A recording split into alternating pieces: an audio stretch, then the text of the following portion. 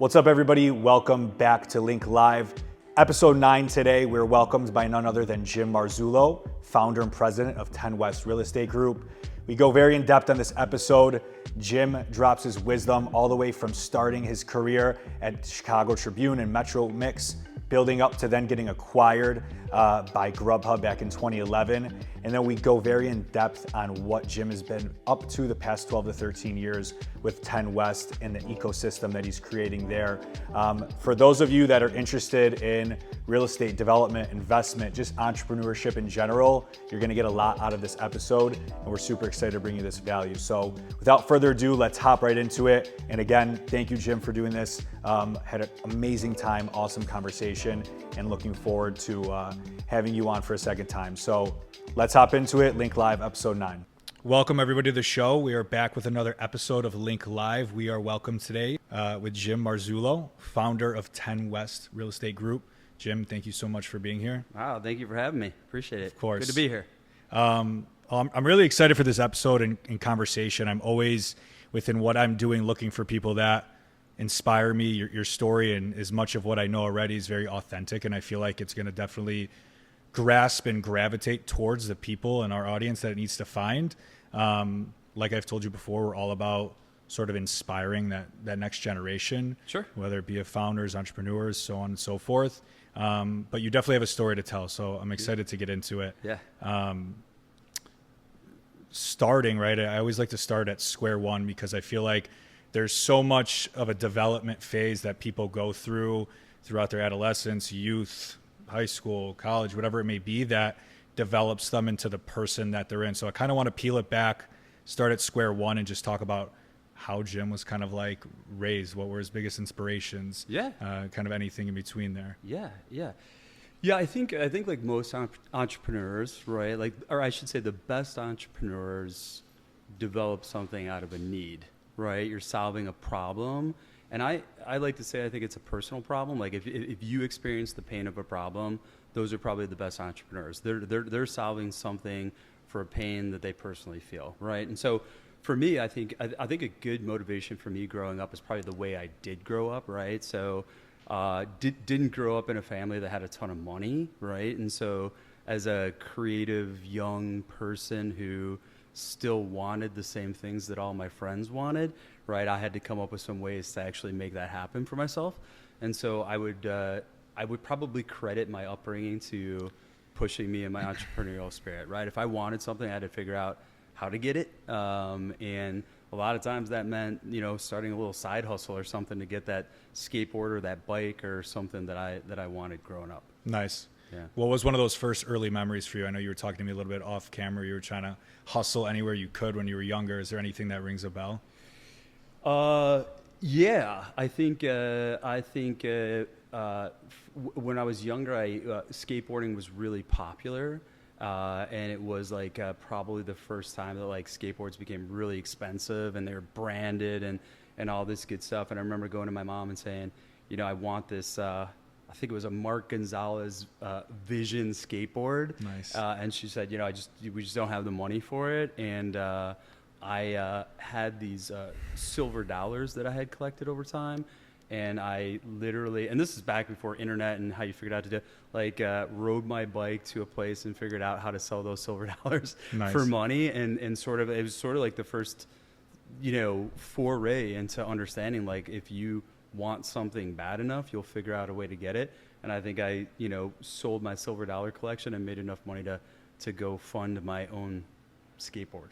Nice. Yeah. I definitely had a skateboard, BMX, bike phase myself. Oh, I yeah. feel like you have to go through it at some point. Growing up, your parents, what did they do for a living? My dad was in technology. So my dad was, and this is, mainframe computers type setup. And my mom cut hair. She was a hairstylist. Nice. Yeah. Awesome. A haircut every week. That's the way to go. That's the benefit of that. I grew up with my grandparents both being hairstylists. Yeah. I remember free access whenever we wanted. Yeah, right? it's great. Cool. You went to DePaul University. I did. Right. Yeah. Undergrad there. You did a master's there as well. I did. I did my undergrad. I was a computer science major. Back in, I was not to date myself, but that would have been 93 to 97. So there weren't the specializations that there are now. Is pretty much basic computer science degree. And then much later in life, I went back to DePaul and got my MBA in real estate investment and finance. Beautiful. So, yeah. Was there anything that kind of inspired you to take on computer science at the time? Was it just something that you knew would be solid, or did you have a lot of interest in that field? So that's a great question, and I'll answer it honestly. I think like most kids, I think I was not entirely sure what I wanted to do. My dad, being in technology, kind of said, you always have a great career. Technology is up and coming. And again, this is way before the movement that we see now with technology. And so it was kind of almost like a default major for me because I didn't know what I wanted to do. And I said, my dad does it, I'll go into it, and I'll do it. And the irony of it all is I don't think I knew how much that was going to help me in my life moving forward. So sometimes you make decisions directly, and sometimes things happen to you, and you say, "Man, that was a stroke of genius that I didn't know about that pointed me down the right path in my life." That's actually interesting. It's refreshing to hear because I feel like 100% of what you hear now, or at least on social media, is people feeling like they wasted their college degrees or that they're meaningless. Yeah. So especially at a time like that where computer science maybe wasn't the most sought after because people didn't understand the vision or future of technology. It's interesting to hear. Awesome. Post-grad, you went into the workforce, right? Yep. You told me you got a job in tech consulting right out of the gate. What was that experience like? What was kind of an awakening to you that maybe you weren't expecting in terms of the more so real life? I got a computer science degree and came out of school in 1997 and decided to go the consultant path. So I was a technology consultant for a small kind of a boutique firm, and I think it was also again something where it was a great path for me because sometimes when you go down that consulting path, you market yourself. You don't want to be on the bench, and so it was for me. It was a great proactive career. I also had an opportunity to go several places where certain people start their career. Maybe they spend a few years in one spot. I had a chance to see a couple different places early on in my career, and then ultimately that consulting career led me to my next job, which was to go full-time and work at Tribune Company right here in Chicago. Awesome. I know we were talking about it a little bit off camera. Your footing or foundation, if you will, with Tribune Company is probably what set you up for your longevity and success. I want to talk a little bit about how important it is for individuals to find those kind of early mentors or relationships early on. Although like right now, everybody is so interconnected with social, it may seem like it is very seamless or easy to do so. Sure. It may feel for individuals that are younger harder than ever. I feel like maybe there's a lot of social anxiety around, developing relationships with mentors and kind of seeking help. People are more so hiding behind the screens rather than utilizing the screens to get you in front of people. But how important was relationships for you when you entered this role? That's a great question, and that actually is another huge sort of turning point in my life because I had consulted, I had been several places. I landed at Tribune Company as a consultant. I had done about a year there, and then they asked me if I wanted to come on full time. And in all honesty, like this is probably the moment where it was a huge springboard in my career, and a lot of it is the people that I met. Probably two of my biggest professional mentors in life I met on that job. And, in a sidebar way, it was my first jump into entrepreneurship. As we were talking earlier, I mentioned that, my first real official run at being an entrepreneur was a couple of guys, great guys that I'm still friends with today, that I met at Tribune Company, and this might have been 1999, 2000, really early internet web stuff, and we started a side hustle, developing websites. So we would go and we would meet with anybody who wanted a web presence. At the time, sorry, did this have to be like a secret? Was this under wraps with Tribune, or did they know of it? They were supporting of it? No, it was purely a side hustle. We never used any company time or resources or anything to do it. Just to, met a couple good guys that had a shared vision. Nice. And we just said, look, like everybody's rushing to try to get a web presence, and we know how to do this. And it was back in that day, it was a great business model. You could walk into a dry cleaner, a restaurant, anywhere, and someone say, here's my menu, here's my brochure, can you give me an online presence? And that was my first jump into entrepreneurship. So that was a pivotal moment at the Tribune Company. But as my career progressed there, I really got taken under the wing by a couple people that really advanced my career. One was the head of product, and we'll kind of dive into my career path, but he was a really, really smart guy, only about 5 years older than me, and really taught me a lot about what it took to develop products and to sort of think outside of the box. Sure. And we were doing some pretty really impressive stuff early on in that Tribune role. And it was just eye-opening in what we were doing, and to have somebody guide you through that process. And then later, as I progressed, and I'll wait till the right moment to go into that. I had a second mentor in my life that really, again, spun me off into kind of where I am today. And so relationships are huge. To answer your question, anybody who's starting out and who's doing it, I have a little bit of a mantra that says, tell everybody what you want to do, because you never know who's going to be able to help you. And I can't say that enough. I say it to my kids. I say it to people starting in the business. If you tell people what you want to do, what you want to get into, someone might look at you and go, I want that too. Let's partner. Or I've done that before. Let me help you, advance that idea. And so relationships are huge. And you're right, it is a little bit of a different world, work from home, different.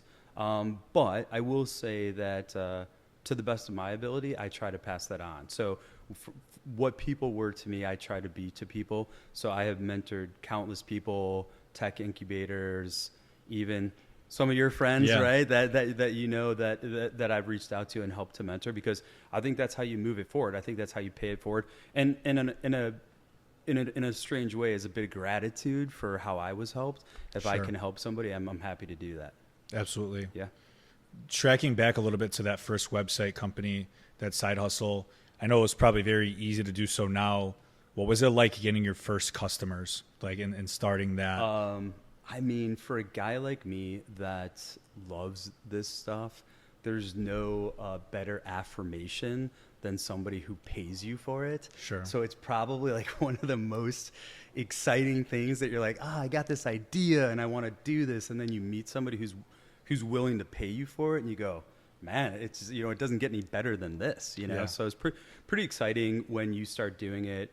Pretty exciting when you start making some money that you're like, oh, wow, like this is actually meaningful. So we had a good run at it, and we probably would have kept it going had it not been that time in life when people were getting married and things were happening, competing priorities. Sure. And so we kind of let it go after a period of time.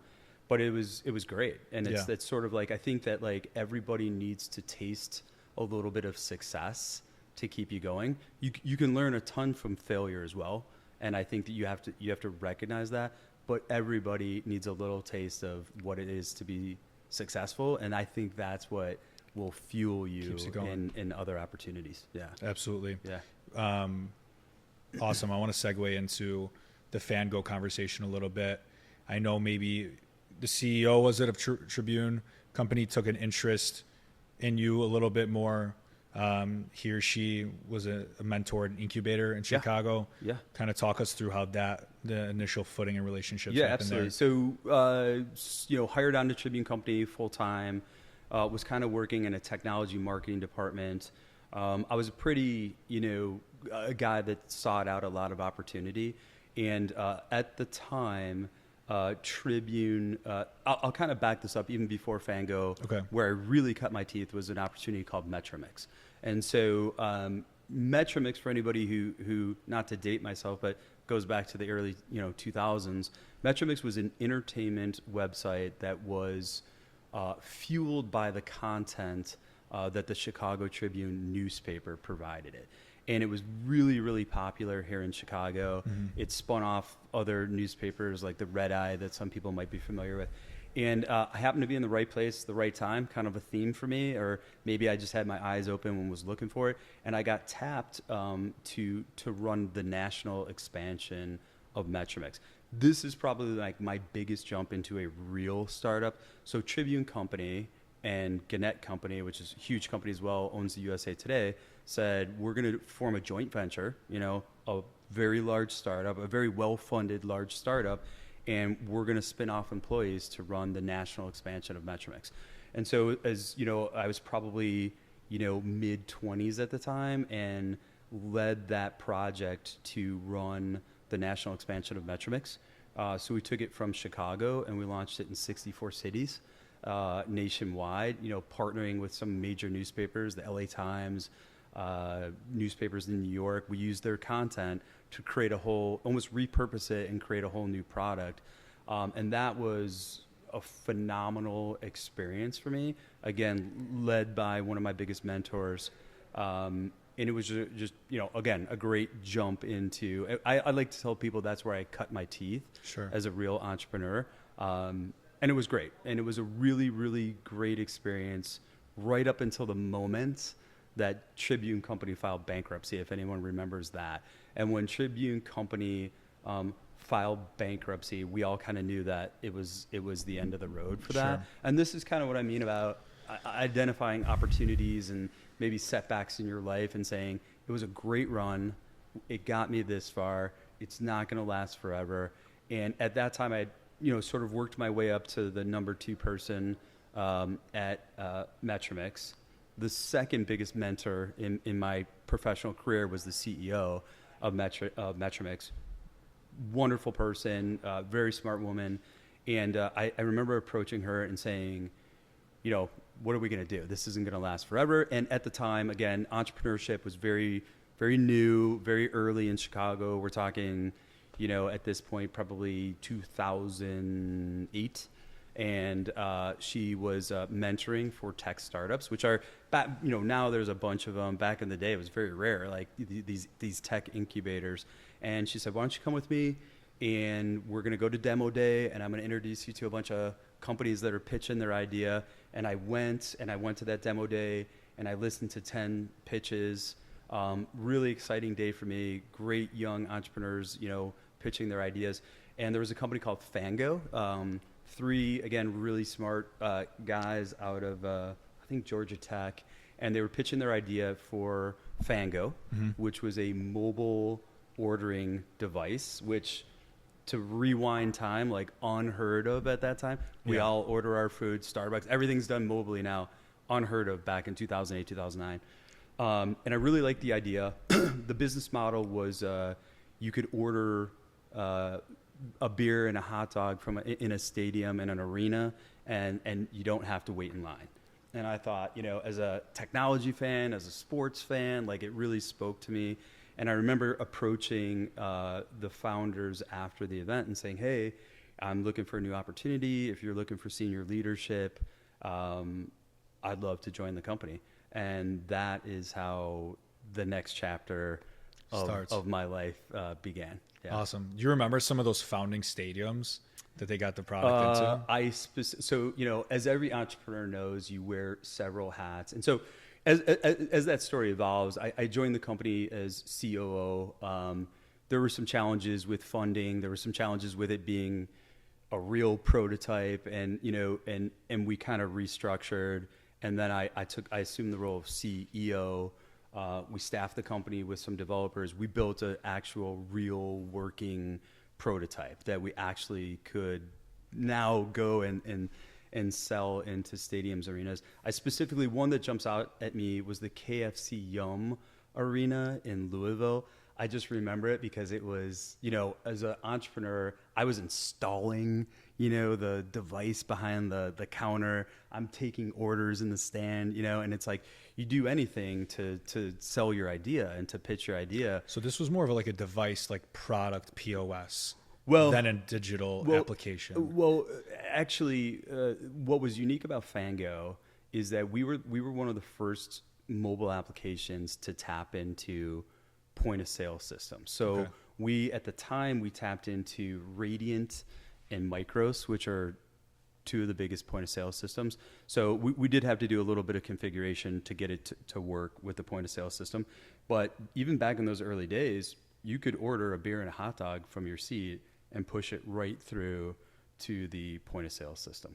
But yeah, the KFC Yum Stadium stands out just because I just remember wearing a Fango t-shirt and, working the crowd and working the concessions and delivering food and doing all that to kind of sell our idea and pitch our idea. Yeah. Everybody was on the ground level at the time. Yeah. That's awesome. Yeah.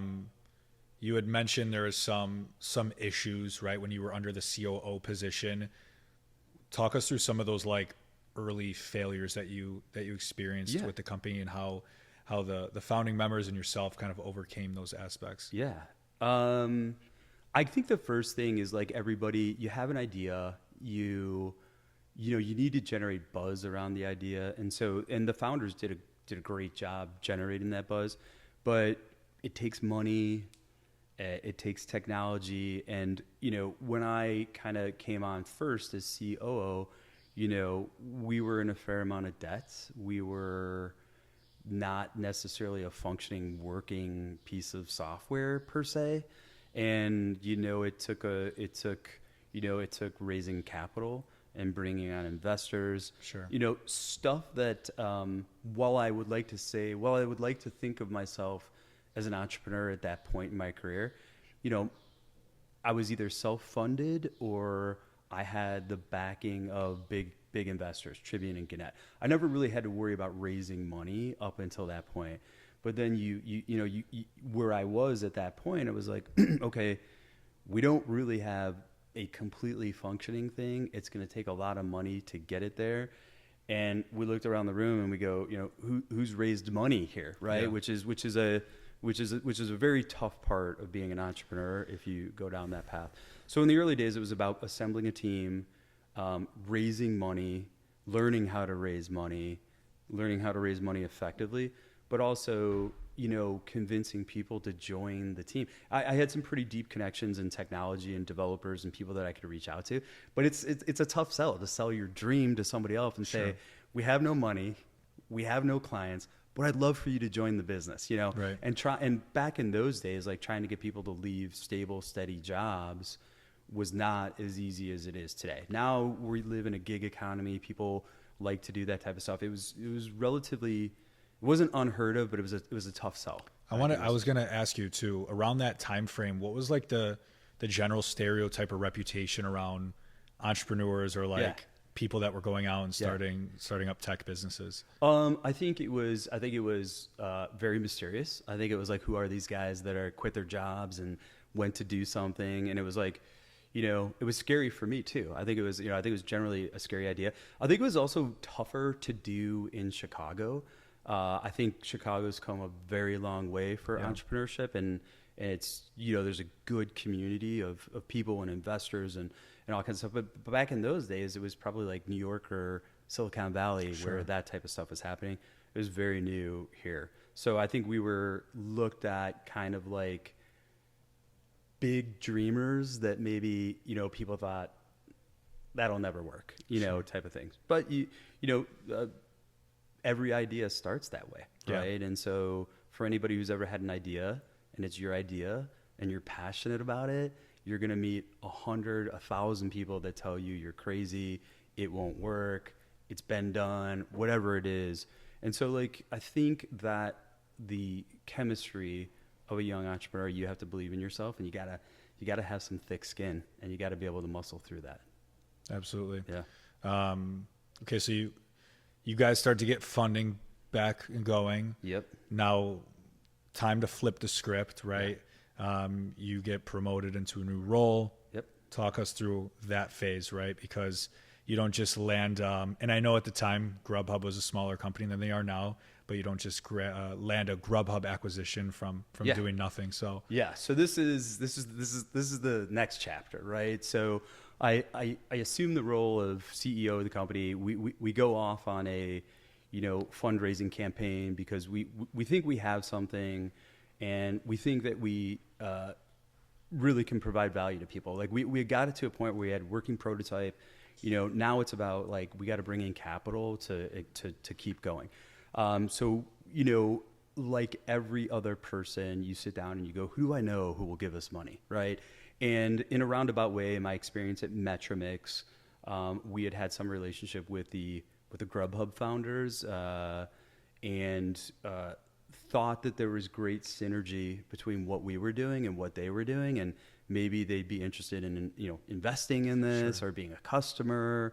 And this ties back to tell everybody what you're doing, because you never know what path it's going to lead you down. So I remember it to this day. I remember it vividly, reaching out, trying to get a meeting with them, telling them we have something that they might be interested in.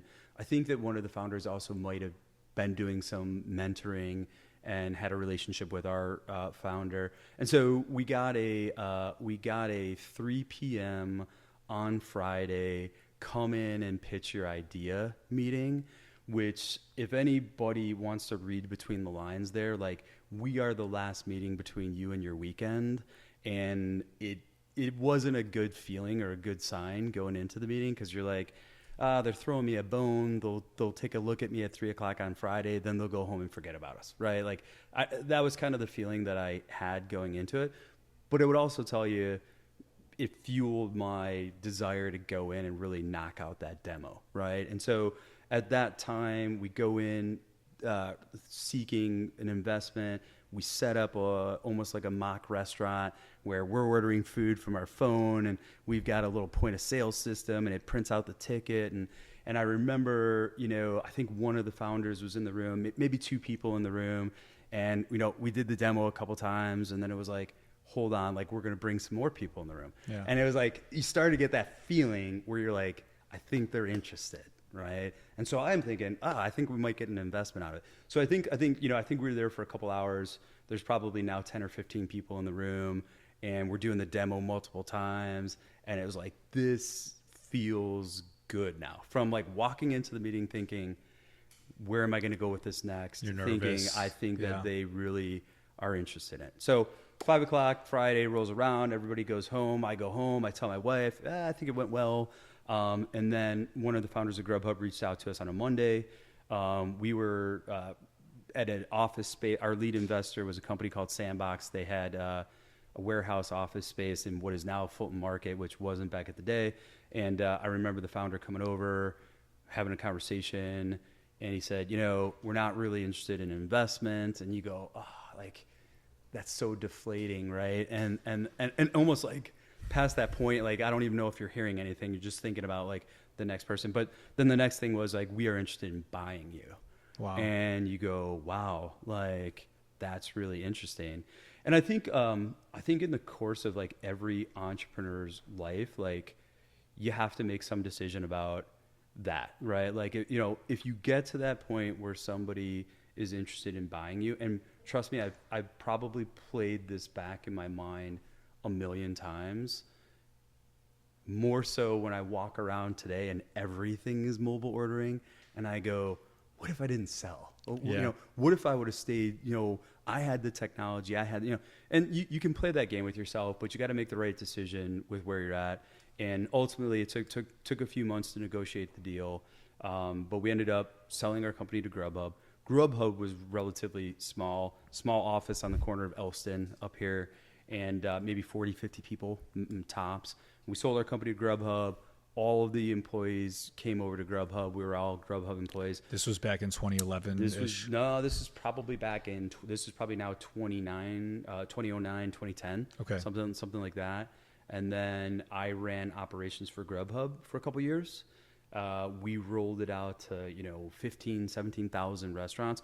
We kind of changed the strategy a little bit. Grubhub had, back in the day, it was more mom and pop restaurants. It wasn't Chick-fil-A and all these other things. So what we realized, and another good thing for entrepreneurs to realize, is sometimes you have to adapt your idea. We built the whole thing around tapping into Micros and Radiant and all these point of sale systems. Well, at the time, Grubhub had the local pizza place or the local coffee shop. Sure. They didn't even have point of sale systems. So we ended up with Grubhub developing our own device that we could put in restaurants. So I remember buying unlocked Amazon Fire tablets or Kindle tablets and putting our solution on there, locking them down. We developed packaging and everything and shipping these things out to restaurants. And, and that's the story of Fango. We turned it into that. And then, for me personally, Grubhub just went off the charts. Crazy. And IPO'd. And that's where that is where I kind of parted ways with Grubhub and, started the next phase of my life. When you guys were contemplating to sell or not, was it like an automatic, unanimous, like, yeah, let's get out of here, let's do this? Or was there a little bit of like one guy didn't want to, one guy was all for it? What were the pros and cons you guys were weighing in at the time? That's also a good question. So to understand the timeline, it was pretty quick. It was basically right around a year or so from when you're like, we're in debt, we have no money, we don't really have a working prototype, we're 4 guys in somebody's basement, and you're like, what do we do? To now having an offer on the table to buy your company. And so I would say that, kind of looking back at the feeling of it, and again, not knowing where mobile ordering was going, right? I think if we would have known how big it would have been, I think there would have been probably a little more pushback or opposition to it. Yep. But I think we viewed it at the time as not almost an acquisition, but because of where Grubhub was at the time, it was almost like joining forces with a bigger startup. More of a so I don't know that we looked at it like we're selling out to the man or we're selling out to a big corporation. I think the way it was pitched to us and the way that we received it is like, what could we do together? We're better together. We have the restaurants, we have the infrastructure, you have the technology. Like, let's bring this together. So I think when you look at it like that, and then, when you look at it like, hey, we can put some money in our pocket and, meaningful sort of at that age in my life altering, Are you allowed to talk about numbers at all? Probably not, but I will tell you this for anything. Like, it was controversial at the time. Sure. But we sold the company for cash, and we sold it for stock. That was my next question. Okay. And, one of the conversations that I do remember is there were investors, because there were other investors at that time, and a lot of people were like, who's Grubhub? Like, you're giving this away. You're selling it for stock in a company that may go nowhere. And that was a valid concern, but it was probably that's where the payoff was, sure. Right? The cash was good, and it was nice to put cash in your pocket, but being able to sell a company for stock and then have Grubhub do what Grubhub did, that was good. That was decent for everybody involved. That's worth it. And so, 2 years later when they IPO'd, anybody who was a naysayer was like, great idea, Of course. But a crystal ball will do that for you, right? So nice. Yeah. So there wasn't really any of those like stories where you hear of a lot of like, I sold to private equity and then they kept me on for 5 years and it was hell because they made me do X, Y, and Z and stuff. There wasn't anything similar to that where Grubhub was then working Jim and the other 3 founding members tirelessly to figure this out. I think over time I've softened my position on it a little bit. Yeah. I think I will say to any person who's in that situation, you can't get too euphoric about the sale of your company where you forget the specifics of it. And so typically you're going to have an earnout, which we all did, right? So for anyone that doesn't know what that means, like they give you money, but they say, hold on, like you've got to work 4 years for this or whatever. And so, to put it in perspective, I think my earnout was 3 years and I think I made it 2. So if you stop short, you have to give money back. How does that work? yeah, I mean, there's a million varieties and flavors. Yeah. Mine was heavily front loaded in year one, so making it the first year was really important to me. Years 2 and 3 were obviously important. I think looking back at the IPO, hugely important. I wish I would have stayed that third year, when I think about it. But I think it is challenging, right? And I think that every entrepreneur needs to understand that. And I have mentored a lot of people, talked to a lot of people. It is the earnout that tends to get people. And that isn't to say that Grubhub treated us poorly or unfairly. But I think when you're an entrepreneur, there is a little bit of a culture shock to say, like, I was my own boss, I was doing my own thing, and now I'm in a company. All of a sudden, they bought you, they paid for you, they want something from you, and now they're telling you what to do. Sure. And that can be uncomfortable for some people, especially, entrepreneurs who haven't, had to do that for a while. Yeah, you may feel like you're riding high, just got a nice check, and then you're someone's employee again. Yeah. So I don't understand, but I can see how that works. Yeah. But okay, awesome. So Fango, exit happens, experience at Grubhub works. Now we're about 12 to 13 years, I think, since inception of 10 West. Is that what it is? We started 10 West. It started as 10 West Development in 2012. So yes, so left. Do you want me to dive into that? Yeah. Next? Yeah. For those, Jim will call it the three-headed monster. So we have real estate development, investment. So we'll hop into that. Shameless, plug here with the 10 West Real Estate Group. So I think that by the time I sold the company and I left Grubhub, I was probably I don't know how old I was at the time, 35, call it. I kind of realized that maybe I'm unemployable by another company. And that isn't to say that I was a bad employee. That was just to say I like to be my own boss. You know, I liked having my own vision. I liked doing my own thing. And to kind of, the story of 10 West Real Estate Group really goes back to my time at Grubhub. And if everyone can remember, financial crisis, real estate is horrible. It's, just boom, right? Bottomed out. And my college roommate was a commercial real estate attorney and pretty instrumental in, again, helping me kind of down this path. And we started buying condos in the city from developers that couldn't sell them. So here's a 3-flat that was meant to be 3 condos, condo quality, and they can't sell them because there's no condo market, right? The whole real estate market is bottomed out. And so part of being an entrepreneur is being opportunistic as well. And so we were in a position where we could buy those properties, and it was great, right? Like, here we have a brand new, 3-flat in Wrigleyville or whatever. And I really liked that. I really think that was pivotal for me, now married, now family. I think we just had my youngest. I have 5 kids. And it was like, you start to think about things differently. Like, when you're an entrepreneur, you're running around, you're working a million hours. Like, maybe this idea makes it, maybe it doesn't. And I think at that time in my life, I was looking for something more stable. Like, I started to think about my family and legacy and cash flow and, things that you're young and wild, you don't think about. And what if something happens to me? Like, what's going to happen to my family and all this other stuff. And then through some family connections, a family member who was a home builder and was really more of a construction guy and said, hey, like, nobody's built homes in years, financial crisis, but I'm sitting on a couple lots. I can teach you how to build houses, but you got to run the business, right? Because I'm not a business guy.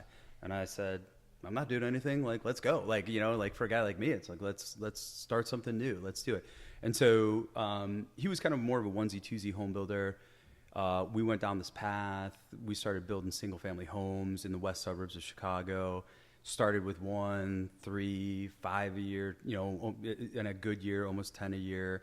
And, I became the president of the Home Builders Association in Chicago. It sort of just went full into it. And that was the inception of 10 West Development. So 10 West Development was a home builder, for lack of a better way to describe it. And that was great, and I liked it. And again, like everything in life teaches you something that you'll carry on to the next phase of your life. But I could tell you, I don't know that I was super passionate about building single family homes. Mm-hmm. You know, I'm operationally minded, and I wanted more. I needed to do more. You know, it sort of like didn't really. While it taught me a lot of good things, I wanted more. And so go back to maybe 2017. Now I had some 3 flats in the city, but I was very passive. 2017, I bought my first suburban apartment building in the hometown where I grew up. 20 units, completely destroyed. A friend gave it to me and said, "This is perfect for you. You have the resources to gut rehab this and redo it." And I go, "Great, like something new, right?" And so I went in, I gut rehabbed all 20. I released it. At this point in time, we had started our own brokerage. So we had our own Illinois licensed brokerage. And I released it, and I put new tenants in there. And honestly, to be honest, I was going to sell it. And then I go, this is awesome. Like, there's a good business model here, right? And so I kept it. And then I started doing, then I bought a 28-unit building in another suburb of Chicago. And I gut rehabbed that, and I released it. And I go, economics are great, man. Like, I was sort of always a businessman at the heart of it. And I go, I really like this.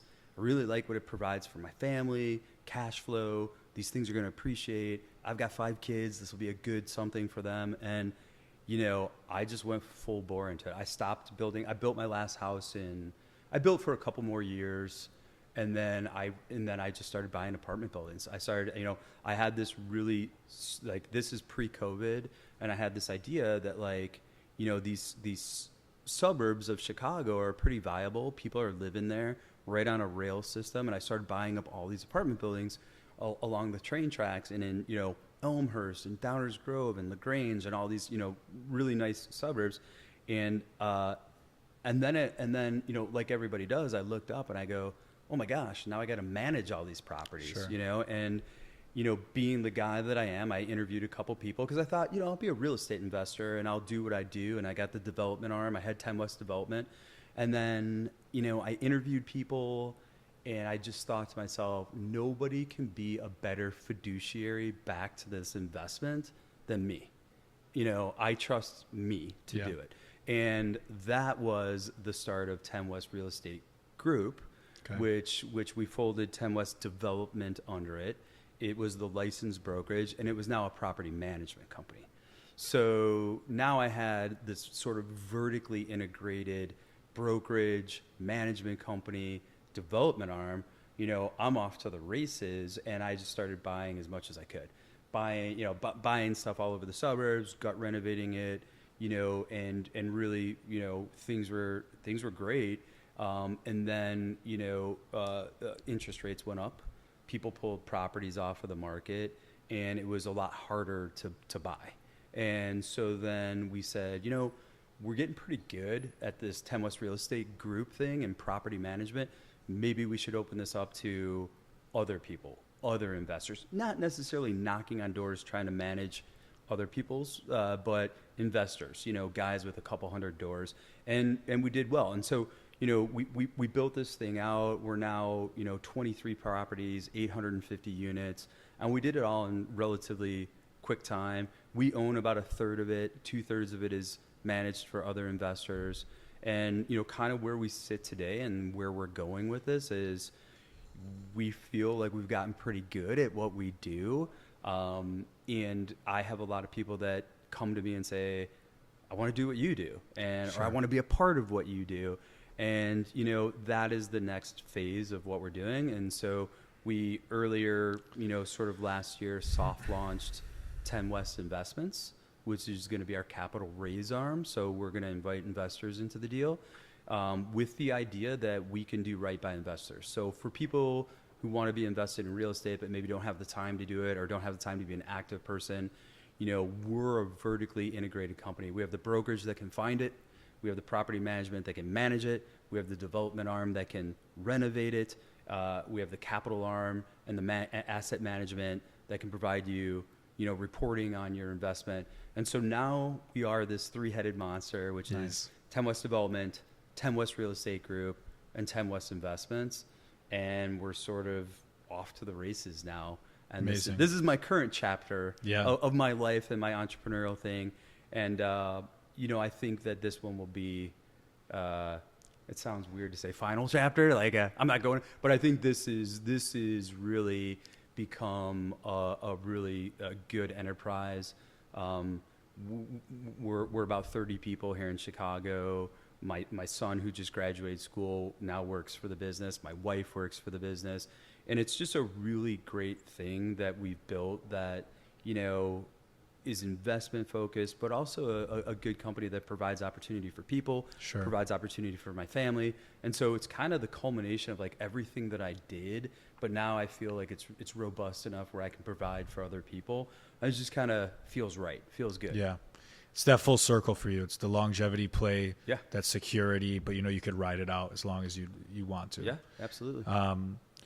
To backtrack a little bit, what does 10 West look for when they're going out to seek or purchase a new property? Yeah. Is there any key factors that you guys are like, these are non-negotiables, has to have these things, certain areas or locations? What does that makeup look like? It's a great question. And so I'll kind of answer this in two ways.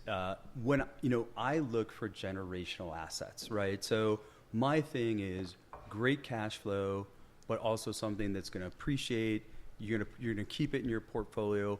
Maybe you sell it, maybe you don't, but it's, these are things that will create a legacy for your family, right? And so the balance between creating good cash flow and also legacy is what we look for. So we do look for value add opportunities, and value add can mean a couple things, right? Sure. So I look for things that are either run inefficiently, and I go in and I say, with my operations and my vertical integration, I can just immediately day one improve the performance of that property, right? So, and that, that is a key component. We're very technology heavy, always looking to innovate. We use a lot of offshore resources to do it. We have a very non-traditional, innovative way that we go about doing it, and it allows us to be very efficient and run properties efficiently. So day one, we're looking to create efficiencies there. We also look for value add opportunities to renovate, right? So we may find something in an A+ location, but has 20, 30 years of deferred maintenance because the owner is tired and just doesn't want to do it anymore. And we come in and we gut rehab these things, and by doing it, increase the value, not only on the day-to-day because I can charge more rent for it, but also just the value of the asset in the long run. So that's what I always look for when I was doing it for myself, and that is the same philosophy that we want to extend to investors. There's a million real estate investment companies. Probably a dirty word for it is syndications, right? And we're trying to distance ourselves from that a little bit, right? And so in a typical syndication, you go in, you buy a property, you bring investors in, you sell it in 5 years, and you hope to provide a good return to your investors. And that works, and there's definitely a marketplace for that. It's just not what we're trying to do. We're trying to align ourselves with investors that feel the same way about real estate that I do. People that are relatively successful in their own career, but they're looking for generational assets, right? So they're not worried technically about the 5-year horizon. They're looking beyond that. They're Sure. looking at 10, 15 years. And of course, yes, they want everything that real estate gives them: cash flow, depreciation, which helps shelter income from, taxes. But also, something that says, hey, if we hold this property beyond 5 years, what does it look like in 10? What does it look like in 15? And that is where I think if you're willing to do that and you're willing to take that ride with me, that is that thing that's going to be really big at the end. Now, that isn't to say that we don't actively manage them, and maybe we look at a property. I have a property now that I've owned for 8 years, and I go, you know what? I think that it's time to sell that and move it into something else. So we'll make active decisions, but we don't really put that pressure and that time horizon on it. And we're looking for investors that kind of share the same philosophy that we share. Absolutely. Yeah. With these investors, it may depend per project. Is there a minimum amount of capital you're looking for someone to get involved? Yeah, that varies by deal, right? Okay. And I think for anybody who's raised money and done something, you want to keep your cap table small, relatively small. So you are looking for people that can write sizable checks. I think going into it, we probably do minimum slugs of 50 to 100K, for these deals, and because we're talking about properties that are $3, $4, $5, $10 million. Sure. And so it takes a lot of checks to fund that. So We would be probably setting minimums. But again, I think it's deal by deal, person by person. Realistically, I think we're looking for investors that share the same philosophy. Nice. Absolutely. Yeah. You kind of just outlined the long-term vision for it, and I could see a very clear path forward for that. But is there anything in particular 2025 and onward that you guys are really excited about right now? I think we're really excited. I think probably the most exciting thing is like if you sit in my shoes and you've lived through the last 2 years of high interest rate markets and some, not to get political, but political instability, right? And I think that like I am excited because I'm seeing signs of, not necessarily interest rates going down, although they did take a recent dip, which is nice. But I think what the market needs is stability, right? I think we need stability. I think if people understand that this is the new norm, we go back to doing business, right? And the last, call it 18 months, 24 months, it's been really tough to do business in my space, primarily because nobody knows what's going to happen. Are rates going up? Are they going down? Sure. So when that instability happens, I think transactions slow, almost come to a screeching halt, because people go, let's wait till a better day. Let's wait till this market turns before we do something. And I think like early signs, I think the year started slow. I think in, sometime last month and certainly this month, like we're starting to see signs of life and signs of transactions coming back. Maybe not to where it was 5 years ago, but definitely people are willing to do business again. And I think that's good for everybody. I think it's good for us. It's good for people that keep knocking on my door saying, Jim, I want to invest with you. And I go, yeah, but we want to find the right deal. We're not just going to place money to place money. We want to find the right deal. And we haven't seen a lot of that on the market, but we're starting to see signs that maybe that's changing. So I think that's probably the most promising thing on the horizon for us. Yeah. Well, that's great to hear for someone like myself too, who's like interested in getting into that world eventually. Yeah. Because like you said, like people maybe everybody's waiting for something, but people maybe just have to get used to the new norm. Yeah. But very interesting stuff. Awesome. Well, I'd like to end off with a couple just random shooting questions. You've already dropped a ton of advice, inspo for individuals, but what do you think is one of the number one ways new individuals going into the job force and the market today could set themselves apart? Think back to, one of your children just graduated college. Like what could people do to stand out when everybody's so sucked into this digital world? So I don't know if this is controversial or not, but I would say be present, right? Like I think that you will stand out if you're a person that gets in front of people, FaceTime, again, maybe unpopular, but shows up at the office and interacts with people. There's a lot of, work from home mentality right now. I get it. I understand it. And I think, look, to some extent, some of it's good, right? Like some of it didn't need to be the way that it was in the past. But if I was coming out, a couple things I would do right now if I was coming out of school, like one, I would be very present, right? Like I think that there's still a lot of people that appreciate that person right in front of them and that person that's willing to do that. My business is all about that, right? So my business, before I came here, was literally meeting face-to-face at a coffee shop with, a guy who owns units that I might want to buy. And that just doesn't happen if I communicate email. That is a guy who wants to sit there, meet me, talk to me. And so I think being present is huge. The other thing that I would say that I've talked a lot about that I think is probably the most exciting thing in years is just the advent of AI technology and what it could do. If I was doing this over again, if I was 18 coming out of high school, I would go face down into AI technology. I would live it, breathe it, eat it, sleep it. And I just think it's like, in terms of, I mentioned my first startup was like the web. And like, my first company was doing websites for people. And we thought that was like, oh my gosh. The web at that time was the AI. It was, right? Yeah. And I think that like, I think if you look at that, right, like technology went whoop like this, right? But I think what we're sitting on right now is just like a massive curve of innovation and technology and growth. Like I don't think it'll be like anything we've seen in the past. I think we've just seen the beginning of it. I know how it's affected my industry. I know how I'm using it. I'm a big adopter to it. And it's like if I was young and I was coming out of school or I was an entrepreneur, like be present and make sure you understand AI technology and embrace it and fall forward into it, because I just think I think its applications are the future of what we're doing. Love that. Yeah. Love that. Very current. Last thing too, if knowing what you know now, what is one thing you wish you could tell your 21, 22-year-old self? 21, 22-year-old Jim, knowing what you know now, what's one piece of wisdom, something that you could tell yourself? Yeah, I mean, I think that get involved, right? And so the 21-year-old Jim, like to, have a good time and go out and do stuff. And I'm not saying there's no place for that, but I think that, like, looking back on it, like I would tell people to get involved. I tell my own son, who's 23, who works for the company, and look, like, he goes everywhere with me.